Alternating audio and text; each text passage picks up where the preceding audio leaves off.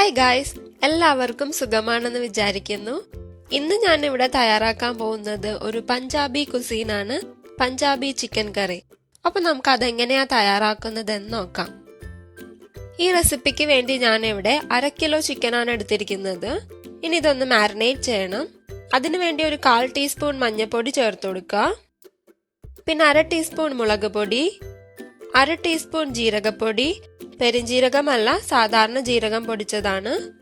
പിന്നെ ആവശ്യത്തിന് ഉപ്പ്, 2 പച്ചമുളക് സ്ലൈസ് ചെയ്തത്, പിന്നെ ഒരു 1/4 കപ്പ് തൈര്. അധികം പുളിയില്ലാത്ത തൈരാണിത്. ഇത്രയും ചേർത്തിട്ട് നന്നായിട്ടൊന്ന് മിക്സ് ചെയ്ത് കൊടുക്കുക. മസാല എല്ലാം ചിക്കനിൽ കോട്ടാവുന്ന രീതിക്ക് മിക്സ് ആക്കി കൊടുക്കുക.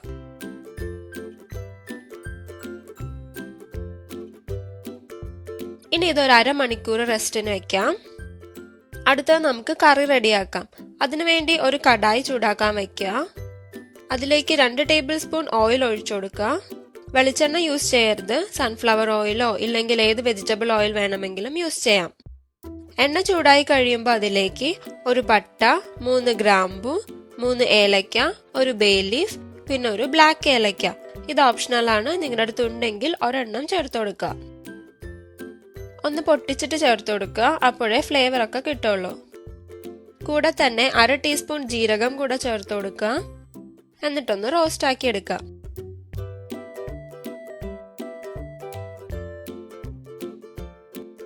റോസ്റ്റ് ആയി കഴിയുമ്പോൾ ഈ സ്പൈസസിന്റെ നല്ലൊരു മണം വരും. അപ്പൊ അതിലേക്ക് ഒരു ചെറിയ കഷ്ണം ഇഞ്ചിയും 3 അല്ലി വെളുത്തുള്ളി ചോപ്പ് ചെയ്തതും കൂടെ ചേർത്ത് കൊടുക്കുക. അതും ഒന്ന് മൂപ്പിച്ചെടുക്കുക. ഇഞ്ചി വെളുത്തുള്ളിയുടെ പച്ചമണം മാറിക്കഴിയുമ്പോൾ അതിലേക്ക് 2 വലിയ സവാള ചെറുതായിട്ട് അരിഞ്ഞത് ചേർത്ത് കൊടുക്കാം. നോർമലി നമ്മൾ കറിക്കൊക്കെ നീളത്തിലല്ലേ സ്ലൈസ് ചെയ്യുന്നത്, പക്ഷെ ഈ കറിക്ക് സവാള ഒന്ന് ചെറുതായിട്ട് കട്ട് ചെയ്ത് വേണം ഇടാൻ. അപ്പോഴേ സവാളയൊക്കെ നന്നായിട്ട് വാടി ഗ്രേവി നല്ല തിക്കായിട്ട് ഇരിക്കുള്ളൂ. എന്നിട്ട് വഴറ്റി കൊടുക്കുക. ഒരു ലൈറ്റ് ബ്രൗൺ ആകുന്ന വരെ വഴറ്റിയെടുക്കുക.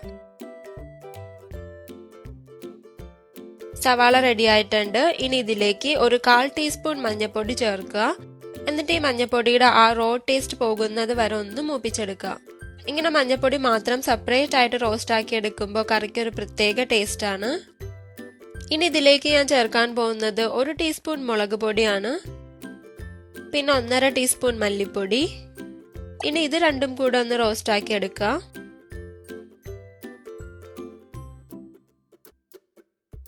ഇനി ഇതിലേക്ക് ഒരു തക്കാളി ചെറുതായിട്ട് ചോപ്പ് ചെയ്തത് ചേർത്ത് കൊടുക്കാം. നമ്മൾ ഓൾറെഡി തൈര് ചിക്കനിൽ ചേർത്തതാണ്, അതുകൊണ്ട് പുളി നോക്കിയിട്ട് തക്കാളി ചേർത്ത് കൊടുക്കുക. തൈര് നല്ല പുളി ഉണ്ടെങ്കിൽ തക്കാളി ഒരു പകുതി ചേർത്താൽ മതി. കൂടെ തന്നെ മസാലയ്ക്ക് ആവശ്യമായ ഉപ്പ് ചേർത്ത് കൊടുക്കുക. ചിക്കനിൽ ഓൾറെഡി ഉപ്പ് ചേർത്തതാണ്, അതുകൊണ്ട് മസാലയ്ക്ക് ആവശ്യമായ ഉപ്പ് മാത്രം ചേർത്താൽ മതി.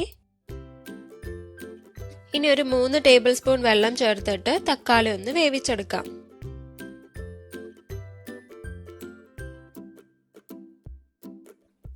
അടച്ചു വെച്ച് വേവിക്കാം. ഇപ്പൊ തക്കാളി എല്ലാം വെന്ത് മസാല നല്ല കുഴഞ്ഞു വന്നിട്ടുണ്ട്. ഇനി ഇതിലേക്ക് നമ്മൾ നേരത്തെ മാരിനേറ്റ് ചെയ്ത് വെച്ചിരിക്കുന്ന ചിക്കൻ ചേർത്ത് കൊടുക്കാം. ഫ്ലെയിം ഒരു മീഡിയം ആക്കിയിട്ട് നന്നായിട്ടൊന്ന് മിക്സ് ആക്കി കൊടുക്കുക.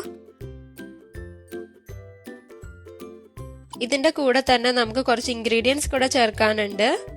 1 ടേബിൾ സ്പൂൺ നെയ്യ്, 1 ടീസ്പൂൺ ഗരം മസാല, 1/4 ടീസ്പൂൺ കുരുമുളക് പൊടി.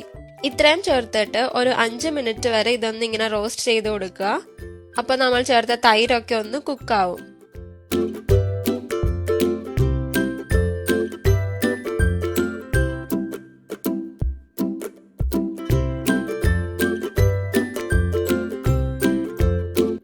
ഇപ്പൊ നമ്മുടെ ചിക്കനൊക്കെ ഒന്ന് ചെറുതായിട്ട് റോസ്റ്റ് ആയിട്ടുണ്ട്. ഇനി ഇതിലേക്ക് 1 കപ്പ് വെള്ളം ചേർത്ത് കൊടുക്കുക. വീണ്ടും ഒന്ന് മിക്സ് ആക്കി കൊടുക്കുക.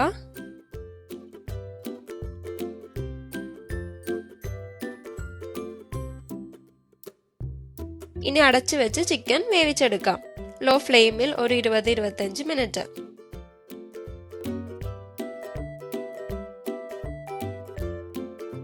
നോക്കൂ, ചിക്കനൊക്കെ നന്നായിട്ട് വെന്തിട്ടുണ്ട്. ഉപ്പൊക്കെ കറക്റ്റ് ആണോ നോക്കുക. ഇനി ഇതിലേക്ക് നമുക്ക് കുറച്ച് മല്ലിയില ചേർത്ത് കൊടുക്കാം.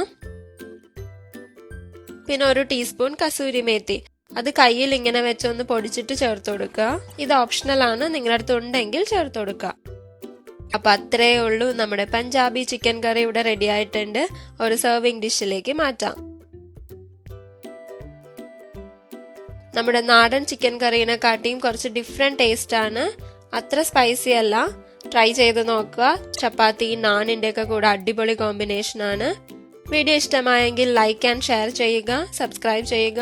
അപ്പൊ അടുത്ത നല്ലൊരു ടേസ്റ്റി റെസിപ്പി ആയിട്ട് വീണ്ടും കാണുന്നത് വരെ ബൈ.